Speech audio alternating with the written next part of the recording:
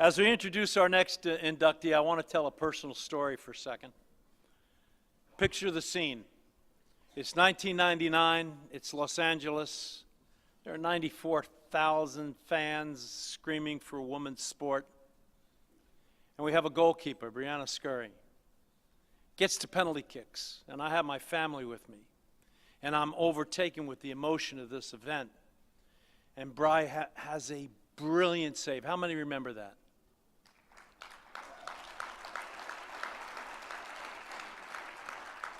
Right after she made that save, my son, Corey, at the time was a little guy, saw me for the first time fall to my knees in thanks. And I have been an ardent admirer of this young lady ever since. The only woman other than my wife to take me to my knee.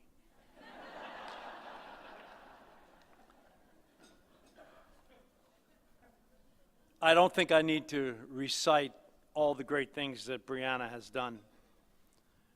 She has become an icon of America. She set the tone for sport for women. She's a phenomenal, I'm telling you because I know, she's a phenomenal human being. She's had a number of injuries in her life that she's still recovering from.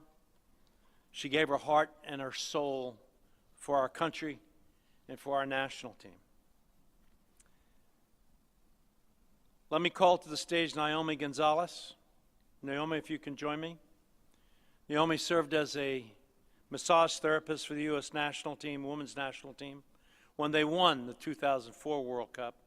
And during the time, she and Bri developed a strong relationship that has endured to this day.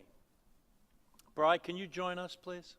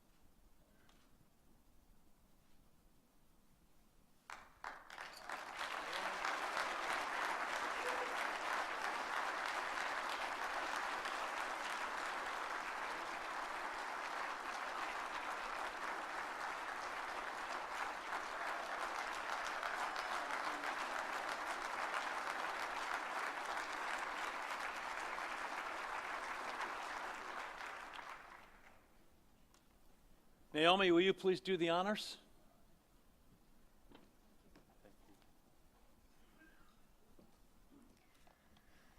Before I start, I just want to say thank you, Dr. Joe, for your incredible service to the beautiful game all these years. Really happy for the laughs, because it's made this a lot easier. I can't tell you what an honor it is to be up here introducing Brianna Scurry, because the fact that I am means that I'm on her team. And to be on her team means that you know you've got someone who's always got your back, who will hold you to the best possible version of yourself that you can be, because you know she expects nothing less from you or herself. To be on Bri's team is to know and witness integrity on a daily basis. The only thing that matters on Bri's team is your focus, your effort, your determination. Are you consistently giving your all? And there is no cheating on Bri's team. There's no shortcuts. There's only hard work, team, and individual effort, all aligned for the ultimate prize. Results you will have given every ounce of yourself to have achieved, to be a champion. And Gandhi once said, champions are made from something they have deep inside of them, a desire, a dream, a vision. And you say Brianna Scurry's name has already been told here today. That the first image, that iconic image that comes to many people's minds is that Bri in the goal, in 1999 Women's World Cup, facing off against the Chinese striker during PKs. And you'll recall that fierce stare, the pacing back and forth across the goal, claiming the yards and the posts in between as hers, that barely contained physical energy that dared the striker to get by her. That moment when she just leaps to her left from the bouncing squat and makes the save that sends the sold-out crowd at the Rose Bowl into a roar. That moment in time made history.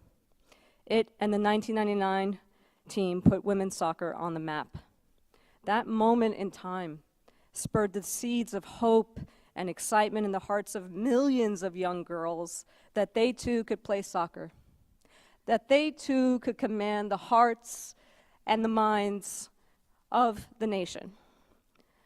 That U.S. soccer has grown significantly since then, and in large part because of the popularity of the 1999 women's team. Bri went on to play more than 175 games for her country. She won 2 Olympic gold medals in 96 and 04 and posted 72 shutouts. She's a founding member of WUSA and the starting goalkeeper for the Atlanta Beat for the first 3 seasons, and eventually went on to play for the Washington Freedom. In 2010, Bri suffered a concussion during a game. It was her third, and it was a doozy. The symptoms were fierce and unrelenting. I recall reading something Bri had written at the time, and when I looked at the computer screen, I couldn't believe what I was seeing. Major misspellings and sentences that were completely unlike her, and it just weren't making sense. Concentration on a task was nearly impossible. Mind-numbing headaches and migraines plagued her daily. She was depressed and anxious. The concussion had changed her and effectively ended her career. Gone was the Bri that would spend weekend mornings cheering on her favorite team, Chelsea, yelling in glee at the TV, giving tips to the coaches and the players. They could definitely hear her. Gone was the Bri that would spend hours researching topics that would give her an extra edge here or there to be the best. This period of her life was one of the biggest challenges she would ever face. And for 3.5 long years, Bri sought answers and treatment that brought little to no relief until finally she met a neurologist and surgeon that changed the course of her life. In the fall of 2013, the surgeon performed a procedure that took the pressure off of the occipital nerves. While the docs felt some degree of confidence that this could work, there was definitely not any great guarantees. And I was in the room when she came to. And I'll never forget the moment she opened her eyes and the slow, steady smile that came to her face. And in that moment, I knew Bri was back. And she said, "It doesn't hurt anymore." And she laid there with the most serene look on her face that I'd ever seen, this happy, happy smile, full of joy, and almost like the pain of the last 3 years had never existed. And I saw my old friend back, the one full of big dreams and confidence, the kind, big-hearted, eternally optimistic person who pushed forward once again against all odds. Since retiring from professional soccer, Bri has become a strong advocate of concussion awareness, speaking in front of Congress on the issue to young soccer players and organizations across the country. In 2016, Brianna was inducted as part of the Title IX exhibit of the Smithsonian African American History and Culture Museum in Washington, D.C. And she has just recently been named the first assistant coach for the Washington Spirit. And today, she makes history, becoming the first female goalkeeper and first African American woman to be inducted into the National Soccer Hall of Fame.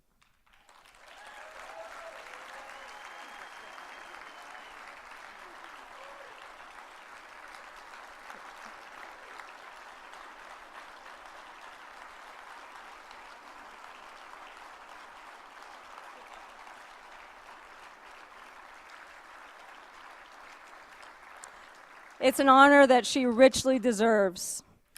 Ladies and gentlemen, it is my profound privilege to introduce to you one of my greatest heroes and an international national icon of which we can all be proud, the incomparable Brianna Scurry. Ladies and gentlemen, as Brianna takes the mic, please look at this video we put together for her. Brianna, please.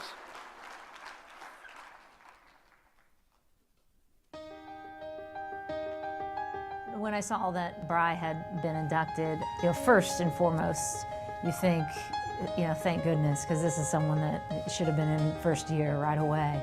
Bri was a great gal. She was awesome. She was super caring and kind and kind of quiet off the field and just really interesting to talk to. And then when she'd get on the field, she'd turn into this animal and just intense and unbelievable. There was always this calm, confident, intense demeanor that just overflowed out of her. When it came to being on the field, she was very intense, very focused, determined, just a competitor. She would just lock in, the look in her eye. She would come out, after making a save and just, and everybody would get feet off of her. The games you can look back on, the one that comes in screaming to mind is Brazil in the 1999 World Cup, and she's just making save after save and keeping us in the game. Some of the saves she made, I can remember, because I was on the bench, and we looked at each other like, oh my gosh.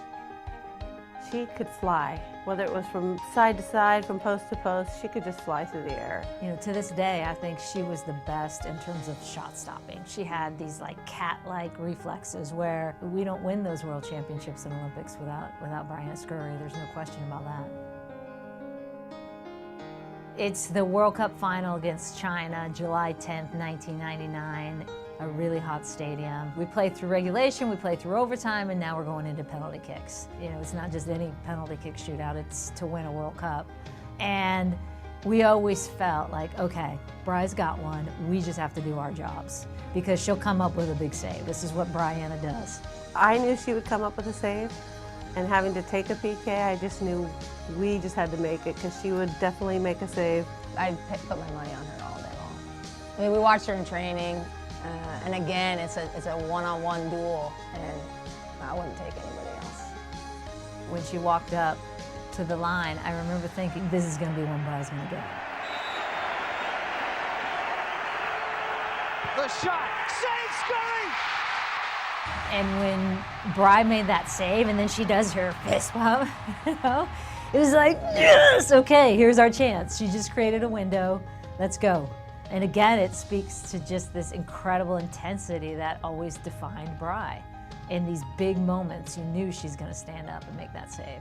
Bri definitely deserves this. She was the best teammate. She was so much fun off the field. She was always there for you. Funny, easy to get along with, so made the chemistry great for the team. She's so deserving to be in the Hall of Fame, and it's not a surprise. And I'm happy to see her be rewarded for that, for being just a great player and an amazing person. She represented to so much of our society a different look of what a player should be. It wasn't a white kid from a suburban neighborhood. It was an African American who was playing in goal, who started late in the game, and she rose to the highest of levels. And we get to recognize her in the Hall of Fame. I'm just so proud. America gets to recognize her in the Hall of Fame for the incredible career she had and what, as teammates, we love is the incredible human being that she is.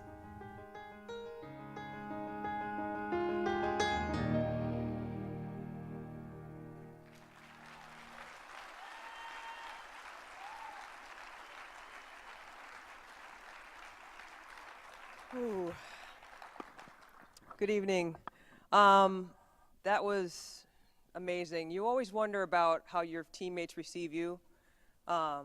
And they can always receive you in one way, however you are on the field all the time, or they can receive you for how you are as a complete person. And I'm very happy to see that Joy actually thought I was funny, because as most defenders who've played with me know, I'm not very funny usually on the pitch or during a game. So that was fantastic. It's a really great honor for me to be here. I am overjoyed. I'm overflowing. So many amazing people I've seen that I've known over the years and the last couple of days since being here, and just being here with my family and friends and having somewhat my two worlds collide, my previous soccer family and my current family. It's been an absolutely fantastic experience for me these last couple days, so thank you for having me. In everybody's lives, they have the family they were born into, and then they have the family that they choose. And I, for one, was an incredibly lucky person to have the family that I was born into be so incredibly supportive. When I was 8 years old, I remember distinctively sitting on the couch watching the 1980 Lake Placid men's ice hockey team, and I think it's absolutely fantastic that the Winter Olympics are actually going on right now, because it really brought that memory home to me these last couple of days watching the Olympics and seeing that 8-year-old girl that I was watching those games on the couch with my mom and dad. And I remember seeing Jim Craig literally spinning on his head and helping the Team USA beat the Soviet Union at the time. And I remember thinking and saying to myself out loud and my mom and dad, I want to be an Olympian after USA won that gold medal. I want to be an Olympian. That's so cool. And I remember my mom and dad both distinctively saying, you can. You can be an Olympian if it's what you want to be. You just got to go out there and work hard. You can have anything and be anything that you want to be. And as time went on, I became a little bit older and I played different sports. I didn't start playing soccer until I was 12 years old. I played a little tackle football in there somewhere. Thank goodness, that was a lot of fun. For 2 years in 4th and 5th grade, I remember playing softball, running track. And when I was 12 years old, I remember sitting on my bed one afternoon after school and thinking to myself, I wonder what Olympics would be the Olympics I could play in. What Olympics would be the right Olympics at the right time for me? So I remember sitting down thinking about this and distinctively saying, okay, so I'm 12 years old now. I think the first time I would be able to be in the Olympic Games would probably be 1996 in Atlanta. I didn't necessarily know what sport it would be. At the time, I thought it would probably be track. I definitely didn't think it would be ice hockey, obviously. But I remember sitting down on my bed and writing out a sign that said, Atlanta, 1996, I have a dream. And it was an 8x10 piece of paper, and I took that piece of paper and I stuck it on the wall in my bedroom. So every morning when I'd wake up, I'd look at it and see it and remember it and think about it. And then every night when I came home, before I went to bed, I would see that sign. And day after day, week after week, month after month, year after year, that sign was there. And I remember saying to my mom and dad, you know, as I grew up, this is what I want to do. I want to be an Olympian. And they said, yes, you can, honey. Yes, you can. I was really fortunate to be born into a family that was so incredibly supportive. And particularly my mom and dad were there with me every step of the way, every practice, every game, tournaments, local, across the country, every sport I ever played, they always said, yes, you can. Yes, you can play that. Yes, you can play basketball. Every single time. Only one time they said no was ice hockey, which is ironic, right? Because that's the one that inspired me the most, but that was the one they were like, ooh, that's a little bit too dangerous. We don't think, we like those sticks, that ice, and those blades. So no to that, but yes to everything else. And I was grateful, internally grateful for them. And as I grew up, I started to play soccer a lot more full-time, and I got college scholarship opportunities to 70 different scholarships on different schools around the country. Not just soccer, but also basketball, track, and softball as well. And my parents were very, very keen on me staying local, but they also knew that there might be an opportunity for me to go elsewhere, further away from them, and they were willing to allow that to happen. And they supported me in that. And they loved me, and they cherished me, and they said, you know what, Bri, you got to do what you got to do. You make your decision, and you choose which school is best for you, which program suits you best. And I ended up going to the University of Massachusetts. And at the time, the coach there was Jim Rudy, and he knew Anson Dorrance, and before I knew it, I was on the national team. After my senior year in college, I got called in for a November training camp in 1993, and that was the very first training camp I ever had. And at that time, One of the coaches was Tony DiCicco. And I remember thinking to myself, I'm not sure what they see in me, but I guess they must see something. And I know I really like it, the opportunity that I have here. So whatever it is that they see, I'm just going to keep showing them that.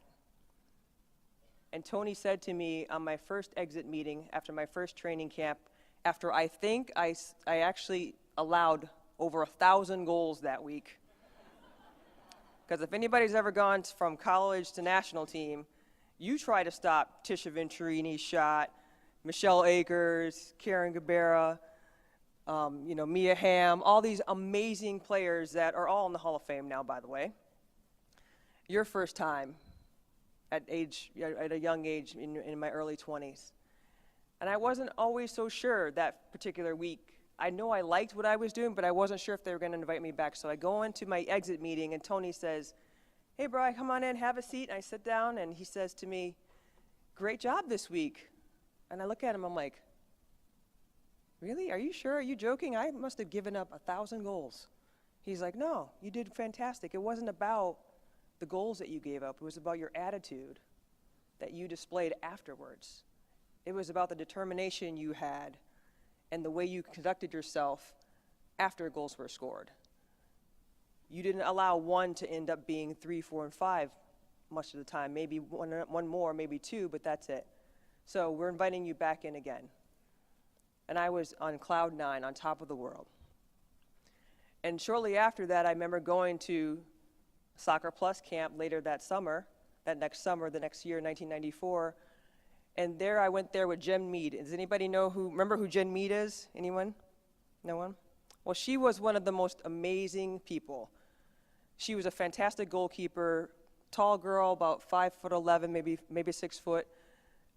Big girl, fantastic in the air, and just an amazing personality. She and I both went to the Soccer Plus goalkeeper camp to work for Tony. And we were walking down the hallway right before the camp began, and one of the other coaching instructors walked by us and said hello. Now, at the time, I thought for sure that I had acknowledged that other coach, but apparently I hadn't, and later on I found out that she was not too happy with me and thought I was a stuck-up snob for ignoring her and not saying hello. Well, little did I know that she would be someone who would be in my life for the next 25 years. And her name is Carrie Rifle. And Carrie and I have been friends for a very long time, and we went through that soccer camp together and got to be really good friends then and continued our relationship and being in each other's lives for many, many years to come after that. And then as I went on and I played for the national team in 1996, we had our first opportunity to play for Olympic gold medal. And as you all know, we did incredibly well, and it was a fantastic event, and I absolutely loved it because finally, that 12-year-old girl who made that sign that said, "Atlanta, 1996, I have a dream," and that little 8-year-old girl who sat on that couch with her mom and dad and said, "I want to be an Olympian," was actually standing on a soccer pitch from a place far, far away, Dayton, Minnesota, no one had ever heard of.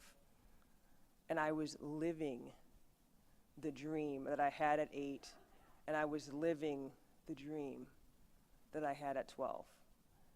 And I was playing for my country on one of the most amazing teams to have ever existed in sport, not just men's and women's sports, but all sports. And I had this opportunity to play. And boy, did we play. We came in and we played China, and we beat them in the final, as all of you know. And I finally achieved my Olympic dream. And it was outstanding. My parents were both in the stands, and they were so proud. And in 1996, thank you.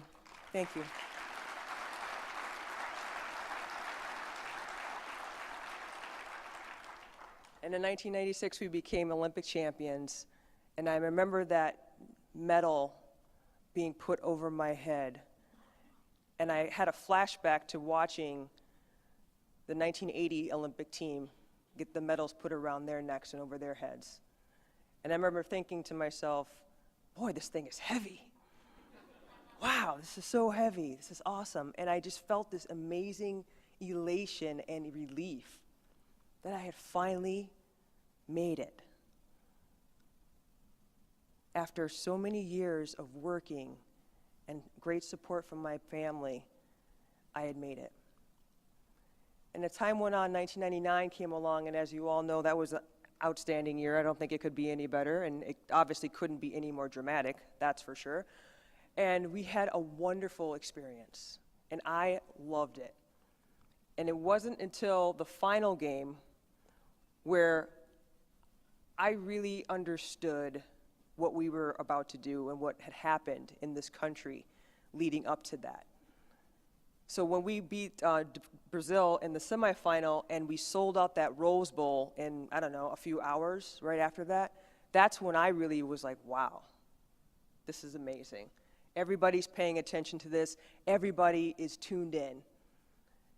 And as a player, you try to focus on the task at hand. And you try not to get too caught up, if you can, in everything going on around you.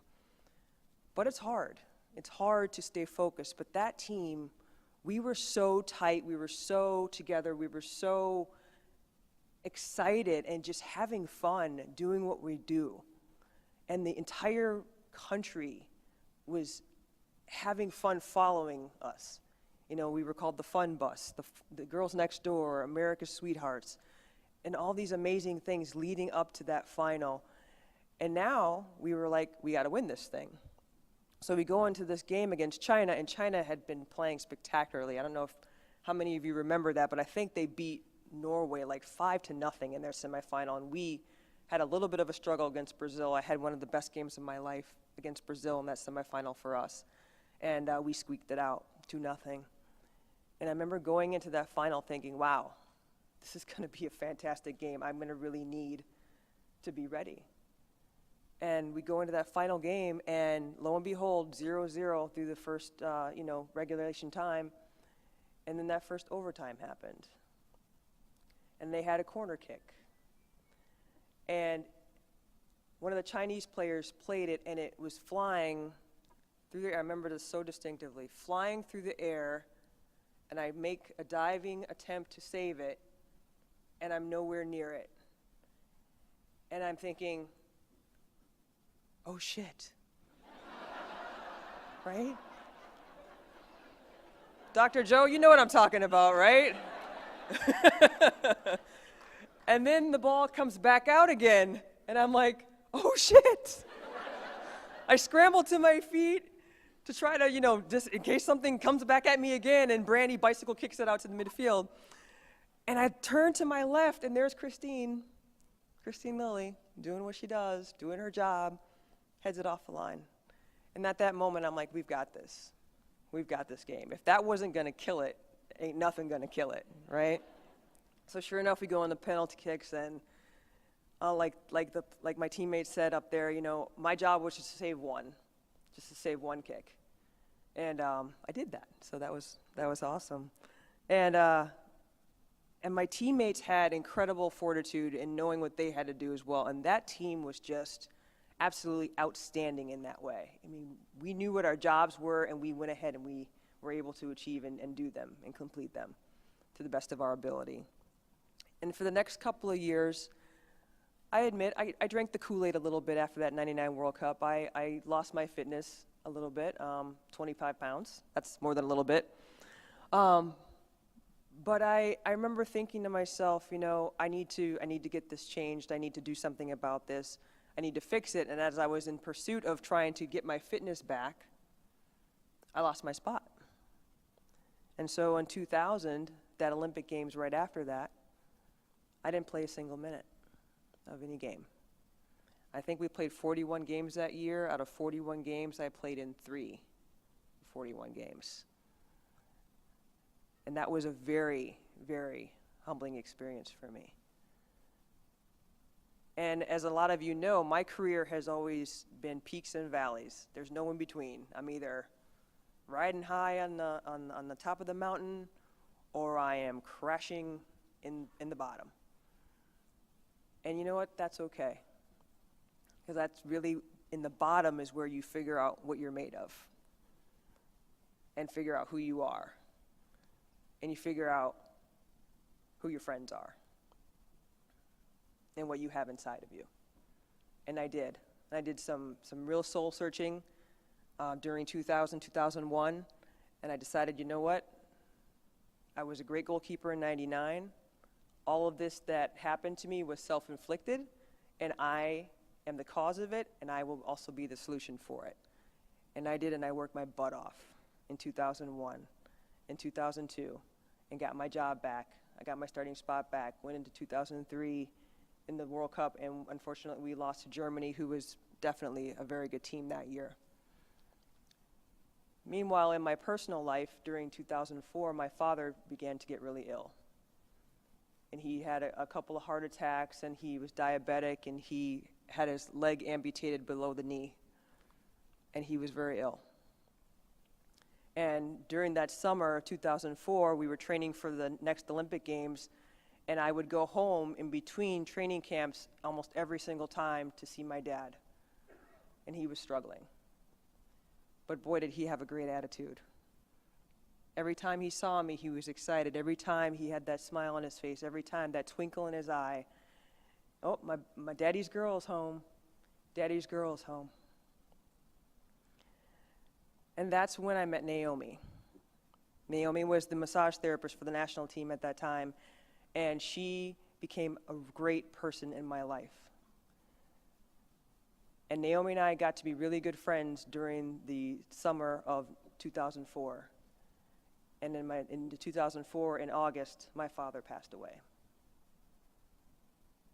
And that was a devastating blow to me. He died 2 months before the Olympic Games, in June of 2004. And I went into those Olympics having the most powerful feelings of joy and elation to be able to achieve my Olympic dream again on one hand, and the absolute devastation of losing one of my rocks of my life. And to Naomi's credit, she really helped me through all of that. And as we went on, as you know, we won in 2004 again. That was nice. And it was a sweet time in particular because not only because my father had passed away and we had achieved it, but because my mom was able to come. And that Olympic Games would have been the first time ever that neither of my parents would have been attending. And because my father passed away, my mother was able to come and see. And when I saw her when we were playing Japan in the quarterfinal game, I don't think I could have felt any more stronger of a presence of both of my parents there during that time. And my mom was an absolute rock. She and my dad had been married for 43 years. And I thought for sure that she wasn't going to be able to live for much longer after he had passed. But she lived for another 11 years after that. And I continued to play on the national team, and in 2004, as you know, we won Olympic gold again, so that was wonderful. And then after that, I decided that I was going to take a year off and reassess and see what I wanted to do with my career. So I stepped away from the game for about a year, and then I came back in 2006, and it didn't go very well for me. I really honestly felt that my game was no longer anointed because my rock, my father, had passed away, and that's how I felt about it. And I didn't play with the great passion and heart that I really thought I should play with, and so then I retired after 2008 Olympics as an alternate. In 2009 and 10, I played with the Washington Freedom in the WPS. And I had a lot of heart and soul and passion for the game, but there was always a little something missing there because of my father passing away. And I continued to try to play, and I played as hard as I could, but there was always a little bit off about it. And in 2009, I suffered a knee injury towards the end of the season, and I was rarely injured. And in 2010, I suffered a debilitating head injury in a game against the Philadelphia Independents, and that ended my career on the field. And it began an odyssey of confusion, of isolation, of depression, of disconnection from anything and everyone I was. And there was times during those 3 years after that head injury that I just didn't understand who I was, what I was doing, why I was still hurting, how come I couldn't find a doctor at the time to help me, why it was taking so long, and why me? And I remember looking and thinking at my gold medals and looking at pictures of me doing amazing things in soccer and thinking to myself, is that me? Did I really do all those things? Am I ever going to be Brianna Scurry again? And in 2013, I finally got to the right doctor who diagnosed me in 10 minutes and said, I'm going to help you. And that was my doctor, Dr. Crutchfield. And as Naomi said, in 2013, I had this operation where I had both occipital nerves dug out of the back of my base of my skull. And I felt like myself again. In 2014, I was struggling a little bit, and then someone else came into my life. Her name is Krissa. And she was someone who came in and helped me when I was really having a hard time and trying to figure out who I was and what I was going to become. And she came into my life and she said, you know what, I think I can help you. And she did. She helped me rearrange my career. She helped me figure out what I could and couldn't do. She helped me get the medical attention that I needed. I went through another year of therapy, and as the time went on, Krissa got to know each other and to become really good friends, and then become really close and become more than friends. And I am happy to say that on June 2nd of this year, we are going to be married.